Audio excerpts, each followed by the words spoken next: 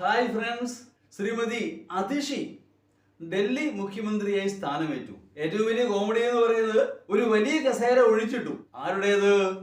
അരവിന്ദ് കെജ്രിവാളിന്റെ. അതിനടുത്ത ഒരു ചെറിയ കസേരയിൽ അവരിരുന്നു ഡൽഹി മുഖ്യമന്ത്രിയായി. എന്ന് പറഞ്ഞാൽ അരവിന്ദ് കെജ്രിവാൾ മടങ്ങി വരുമ്പോ ആ സ്ഥാനത്ത് കെജ്രിവാൾ തന്നെ ആയിരിക്കും. പണ്ട് പുരാണത്തില് ശ്രീരാമചന്ദ്രന് വേണ്ടി ഭരതൻ നാട് ഭരിച്ചു എന്ന് കേട്ടിട്ടുണ്ട്. എന്ന് പറയുന്ന പോലെ എന്ന് പറഞ്ഞാൽ അതിഷി പപ്പറ്റ് ചീഫ് മിനിസ്റ്റർ. പണ്ട് മൻമോഹൻ സിംഗ് ഭരിച്ചതുപോലെ ഒരു വ്യത്യാസവുമില്ല. എന്ന് പറഞ്ഞാൽ കോൺഗ്രസും AIPയുമായൊന്നും ഒരു വ്യത്യാസവും ഇല്ല എന്ന അവസ്ഥയിലേക്ക് എത്തിച്ചേരുന്നു. AIPയുടെ ആദർശ രാഷ്ട്രീയമൊക്കെ ഇപ്പോ കാറ്റിൽ പറത്തപ്പെട്ടിരിക്കുന്നു.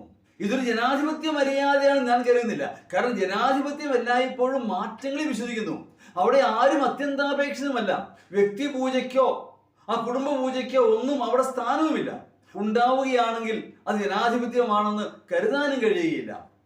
കോൺഗ്രസിനെയും AIPയും മാത്രം കുറ്റം പറയേണ്ട കാര്യമില്ല. നമ്മുടെ പ്രധാനമന്ത്രിയെ നോക്ക്.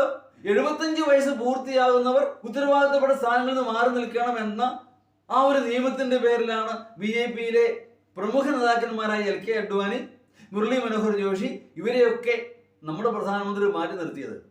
പക്ഷേ അതേ നിയമത്തിന് പ്രകാരം അടുത്ത വർഷം പ്രധാനമന്ത്രി മാറി നിൽക്കുമോ? എവിടെ? അസംഭവ്യം തന്നെ. ഒരുപക്ഷെ അതിൽ മാറി നിന്നേക്കും. അടുത്ത ഇലക്ഷൻ വരുമ്പോ വീണ്ടും BJP ജയിക്കാൻ സാധ്യതയില്ല എന്ന് തോന്നുകയാണെങ്കിൽ.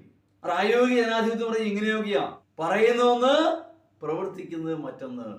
ഇവിടെ ഇങ്ങനെയൊക്കെയാ ബായി. ഇന്ത്യയിലെ ജനാധിപത്യം ഇങ്ങനെ തന്നെ.